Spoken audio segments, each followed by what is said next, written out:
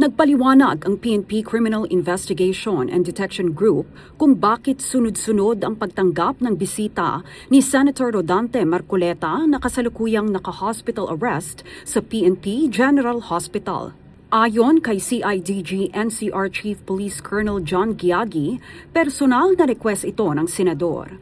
Ginawa ni Giagi ang pahayag matapos na kwestiyonin ng Sandigan Bayan ang walang pakundangan na pagtanggap ng bisita ng mambabatas, gayong sumasa ilalim ito sa gamutan dahil sa mild pneumonia. Kasunod ng insidente, sabi ni Giagi, rerepasuhin nila ang latag ng seguridad para kay Marcoleta. Mas hihigpitan pa nila ang pagsasala sa mga nais na bumisita sa nakakonfine na senador. Nitong mga nakaraang araw, binisita ni Vice President Sara Duterte at Senator Robin Hood Padilla si Senator Marcoleta sa loob ng ospital. Samantala, alamin na natin ang ibang balita sa PTV Davao mula kay Jay Lagang. Mayong adlaw, napuwag sa mga operatiba sa Philippine Drug Enforcement Agency Regional Office 11 ang usa ka gituhang drug den atol sa buy-bust operation sa Puro 4, Barangay Aplaya, Digos City, Davao del Sur natong Hulyo 8 ning tuiga. Sikop sa operasyon ang gilang si alias Brad, 49 anyos, nga gituang maintainer sa mong drug den.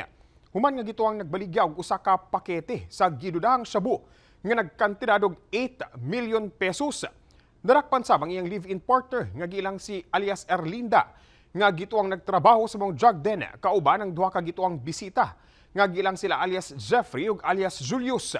Nakumpiska sa mga operatiba ang 5 ka pakete sa gidudang shabu nga gimanabanang anas 17 grams ang timbang ug nagkantidad og kapin kun kulang 115,000 pesos.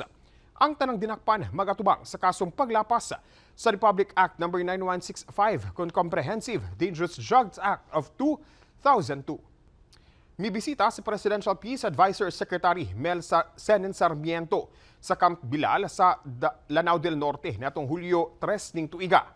Kini ang iyang unang opisyal nga pagbisita sa Moro Islamic Liberation Front kon MILF Bangsamoro Islamic Armed Forces Northwestern Front.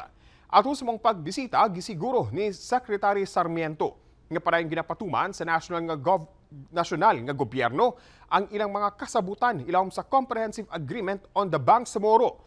Gibay-balusab niini nga anana sa Malacañang ang Presidential Proclamation alang sa yuta nga pagatukuran sa housing project alang sa mga miyembro sa MILF. Gilatag sab ni Secretary Sarmiento ang mga planong reform sa agrikultura aron nga matabangan ang mga mag-uuma ingon man ang pakig-alayon sa ubang network providers aron nga mahatagan og satellite-based internet ang mga lagyong lugar alang sa telemedicine ug mga health workers.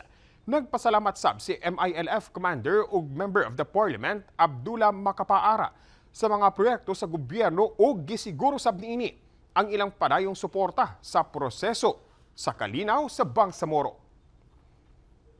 Ug mo kadto ang mga nagunang balita dinhi sa PTV Davao. Ako si Jay Lagang para sa Bayan.